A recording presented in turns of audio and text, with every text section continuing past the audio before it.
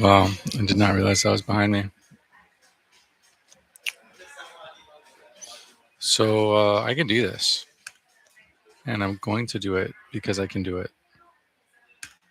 Watch this. A TV series called Better Call Saul, arguably the best TV show that's ever been created. So I just want From now on, I don't ever have to watch something again. I can always just stream it and comment on it. to set up and just want to be careful here. There's no spoilers, so you don't have to worry. It should be spoiler free. In season 4 or so, Saul isn't able to practice law anymore for a period of time, and he has to go get a regular job like a good person. And so he gets a. I like The Future a lot. I've watched a lot of his videos.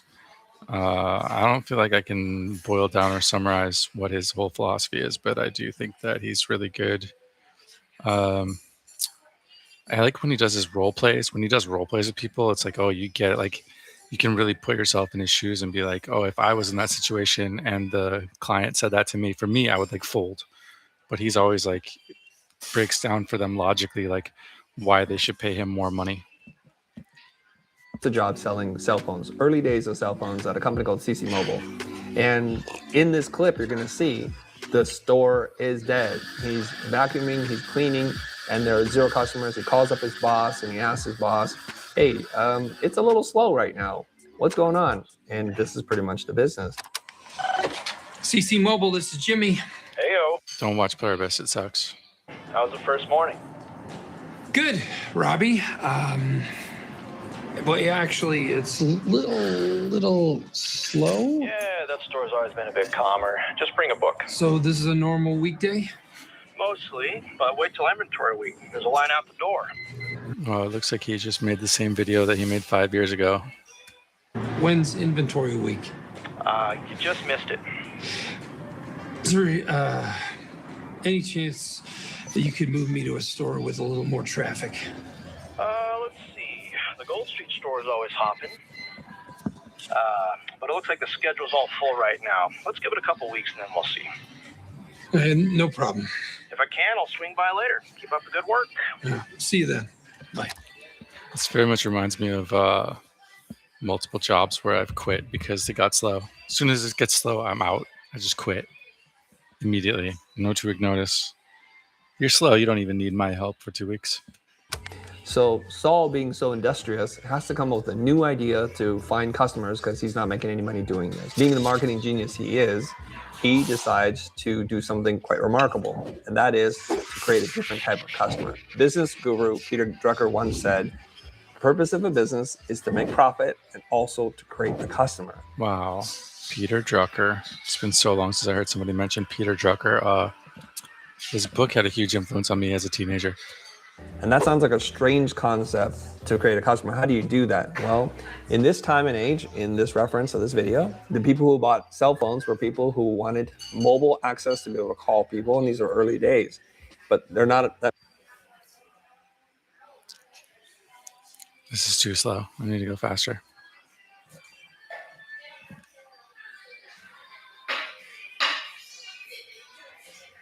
Many people who had a demand for this back then. Today, it's ubiquitous. So to create a customer, it means you take the product, and without changing the product, you move it to someone else, and you find a whole different category of people to sell to. So instead of talking about features and functions, about data plans, roaming, free access, hands-free, and all that kind of stuff, he focused on doing something very different. He decided, instead of selling technology, he sold privacy.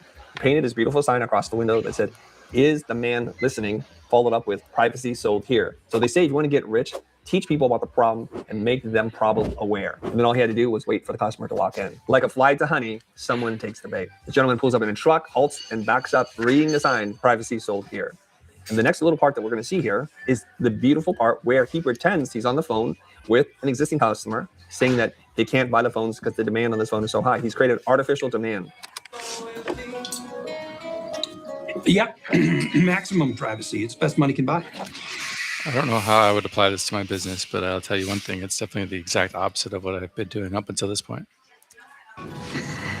10. No, can't do it. Everyone wants these things. 6. Yeah, I can do 6. Okay, see you later. So you notice also how he pretends to have a call with a fake customer, and then he takes it and he breaks it. A demonstration of what you're supposed to do. piquing the curiosity of this guy who's walking in the store. Like, who destroys a brand new cell phone? Well, he's showing them what the purpose of this is. Single use, use it, destroy it, so it's untraceable. In fact, he's already rehearsed this whole thing. So when the gentleman comes in, instead of being eager to serve him, he's like, I'll be with you in 1 second. He's writing something. We're not quite sure what he's writing yet. But what he does write is on hold, do not sell, and he has a stack of cell phones ready to be purchased. So It reminds me of the, who is the guy? What's that guy's name? Croft? Oren Croft? Is that his name? Oren Croft. Oren Clough. Yeah, I think that's the guy. Yeah, Pitch Anything, Oren Clough. Because it's like he's establishing the alpha position regardless of just actual circumstances. He's just establishing that and maintaining it rather than putting the customer above him. He's putting him higher. He's holding himself as higher status than the customer. So the guy walks in, is like, what is this all about? I heard that you sell privacy. What do I need privacy from? Well, he says, people are always listening, and we're doing a lot of business on the phone, cash-based business that we might not want everyone to listen to, which intrigues the guy. And this is where another genius thing that Saul does. Privacy sold here. Yep, this is the place. Privacy from who? Come on, Like the government? Could be. He doesn't know what he's trying to hide from. He says things vaguely. So the guy says, you mean like the IRS? He goes, bingo, that's what we're doing. Like the IRS? Bingo. And so he knows this guy is trying to hide some cash transactions. They get into a little bit more. Scheduling appointments on the phone. How are you arranging payments on the phone? And who's listening? That's right. They know every lick and tittle. So you're living your life free and easy. And then one day, at a time of their choosing, bam, they bring the hammer down to Chinatown. Jesus is Bring the hammer down to Chinatown. That's a good phrase. I'm going to start using that constantly. right. I'm telling you, these guys don't fool around. And they will clean your bones faster than a school of piranhas. I'll tell you what I do. I practice something we call information hygiene. I love how Jimmy even comes up with this expression, coining his own term, information hygiene. He wants to practice having very clean information so the government or the IRS isn't hearing anything they shouldn't be hearing. That's a great way to package this idea. So you can come up with a problem and even find a solution and give it a clever name. So clearly this customer's in for it. They get into a little bit more. So this is what I'm doing, is a commentary on his commentary, which is on the original video. But in a minute, I'm going to do a commentary on this video. He goes, well, how does this work? He goes, well, So it'll be a commentary of a commentary of a commentary. all right, if you buy this with cash, Which is commentary inception to the fourth dimension. it's untraceable. And if you use it just once, you want to remain private, will remain private. Just can't be traced, can't be tracked. That'll keep you clean as a whistle. What they don't know can't hurt you, especially if you use it only once per. That's kind of key. Once per what? Once per week, once per day, once per call. And that's the most genius thing that you can understand. So in marketing speak, the definition of positioning is this. It's the space you occupy in the heart and mind of the customer relative to your competitor. In this case, he needed to find a customer who had a problem where the thing that he sold is the perfect solution for. In order to do that, he has to agitate the problem. And it's not to sell cell phone technology or convenience. It's to sell something very different, privacy. Now, this is a clearly fictitious story, but it kind of explains where the idea of burner phones come from. Because if you want to have a private conversation that no one else can listen to, you want to burn a phone. So there, he creates an entirely different market.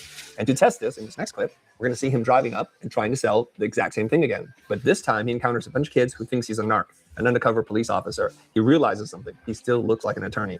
Hey, how's it going? Okay, this was fun, but I'm going to be done because I was just trying to kill some time, and time has successfully been killed.